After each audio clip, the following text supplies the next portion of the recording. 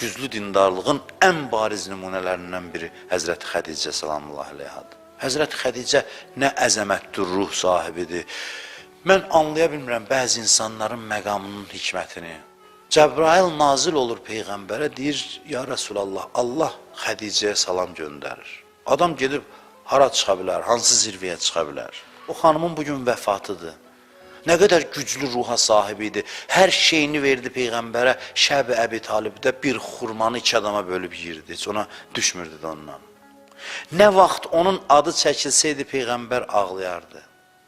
Ömrünün sonuna qədər. Xədicə deyən kimi Peyğəmbər fikrə gedərdi. Dərhal qəm gələrdi Peyğəmbərə.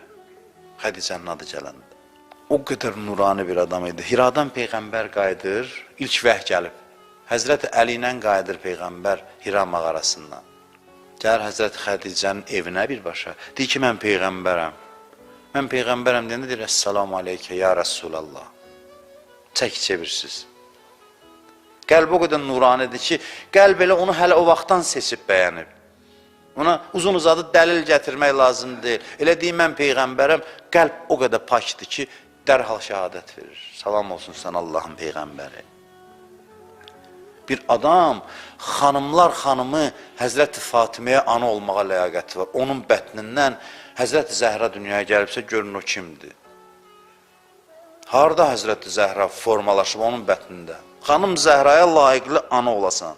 Az analıq elədi Həzrəti Zəhraya. Qızını da tanıyırdı, az yaşı vardı Həzrəti Fatimənin. O qədər təvazökar idi. Təsəvvür edin, bir xanım bütün varını, dövlətini verib Peyğəmbərə, hər şeyini. İndi o qədər bir zərrə iddia yoxdur da, mən yoxdur da, o qədər təvazökardır, balaca qızını çağırır, deyir, qızım, atan səni çox istəyir. Xahiş elə mənim əvəzimdən ki, köynəyini mənlə qəbrə qoysun, qəbrin əzabından qorxuram. Ona da həyası imkan vermir ki, özü desin ki, ya Rasulallah, onlar köynəyindən birini mən. İnsanlar hara gedib çatıblar, ay Allah, nə məqamlara gedib çatıblar, həyanın, abrın hansı dərəcələridir? Həzrət Fatimə tez itirdi anasını, ağlayırdı, deyirdi, anam hanı, anam hanı, sakitləşə bilmirdi. Hədis buyurur ki, Cəbrail nazil oldu, dedi, ya Rasulallah, götür Fatiməni qucağıma, müjdə verdilən anan cənnətdədir ki, aram olsun. Allah təskinliyi verir Fatiməyə.